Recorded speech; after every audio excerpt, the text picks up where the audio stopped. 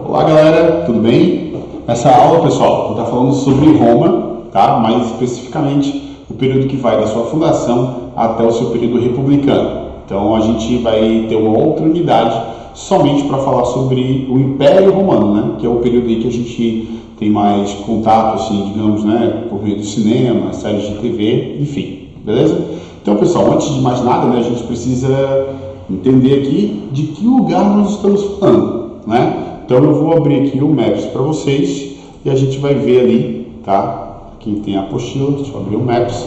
A gente tem então aqui a Península Itálica e Roma foi fundada no centro dessa península, onde no século 8, por volta do século 8 a.C., nós temos uma série de povos aí, tá? E os povos que vão dar origem a Roma são aqueles que estão mais ao centro da península, né? Os etruscos, os sabinos, os latinos, tá? E a elite romana vai ser uma elite que vai se formar, né, advogando para si um laço direto de descendência, né, com esses povos fundadores de Roma, tá? Isso é bem parecido com o que a gente já viu na Grécia, né, onde a elite grega é uma elite que advoga para si também laços diretos com os povos fundadores, e no caso de Roma não vai ser diferente, beleza?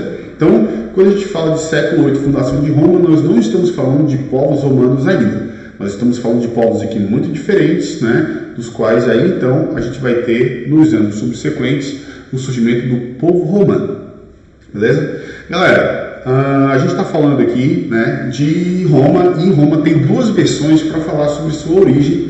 Uma delas é a versão mitológica, que fala sobre a história dos irmãos Rômulo e Remo, que foram, né, jogados ao rio e foram criados por uma loba, a loba Capitolina. O Rômulo, né, ao final de uma disputa com o Remo, mata o seu irmão e funda Roma. Essa seria a versão mitológica.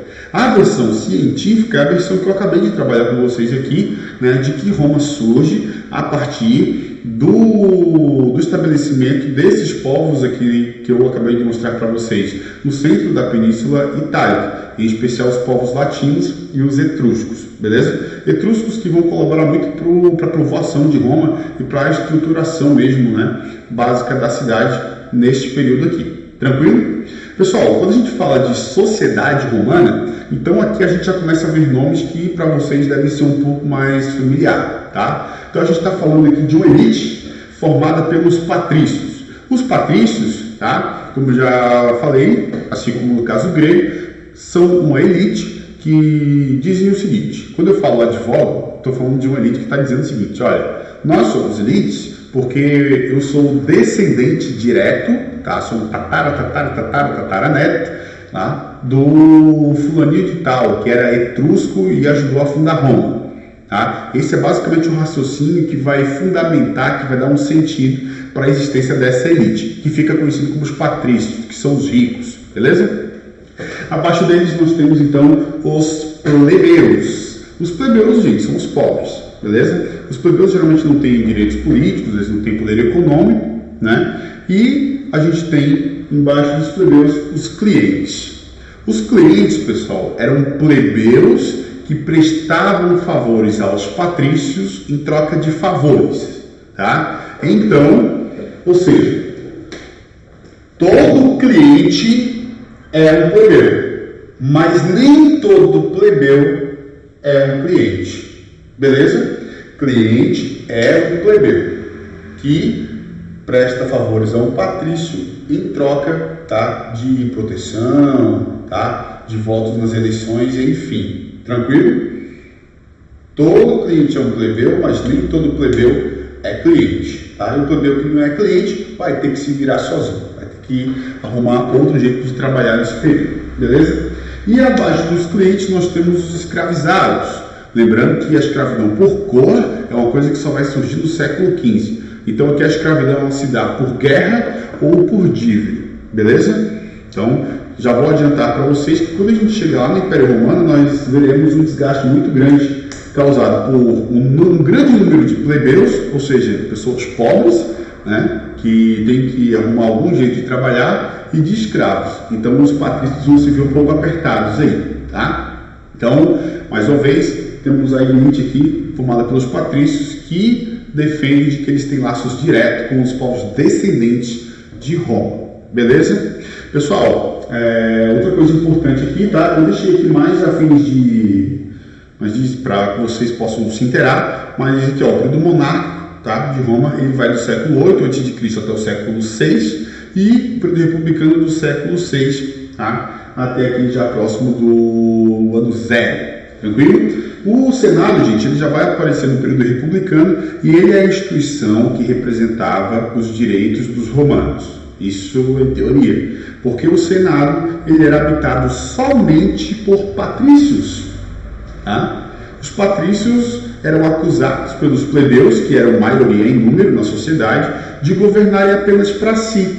É aí que vai surgir, então, tá, os irmãos Tibério e Caio Graco, tá, que vão pressionar pela existência de um chamado tribuno da plebe. Ou seja, os plebeus, né, por meio dos irmãos Graco, vão lutar por um espaço no poder político de Roma, para que os plebeus pudessem ser representados ali. Né? Mas, teoricamente, o Senado seria a instituição encarregada de defender os direitos romanos, do povo romano.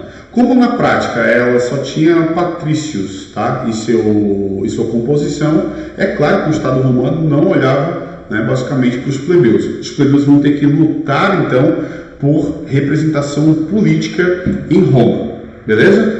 Galera, assim, ó, de maneira muito geral, nós temos esse conteúdo aqui para vocês. Nas lives eu vou estar fazendo os exercícios e me aprofundando nesse conteúdo, tranquilo? Mas quero que fique bem claro que nós não estamos mais falando de Península Balcânica e sim de Península Itálica, de que Roma é resultado, tá, de um conjunto de povos que habitaram a Península Itálica por volta do século 8, que a elite que vai surgir, tá, com o surgimento de Roma é uma elite que advoga para si laços diretos com esses povos, né, que fundaram Roma, tá? E, embora eu tenha falado que na história a gente trabalha mais, né, trabalha basicamente com a versão científica, tá? Essa versão mitológica de Roma é muito trabalhada até hoje, até no turismo. Se vocês olharem o escudo do Clube da Roma, da Itália, vocês verão que tem a presença da loba Capitolina ali, então uma referência clara a essa versão que é mitológica, mas ela tem muita importância para o imaginário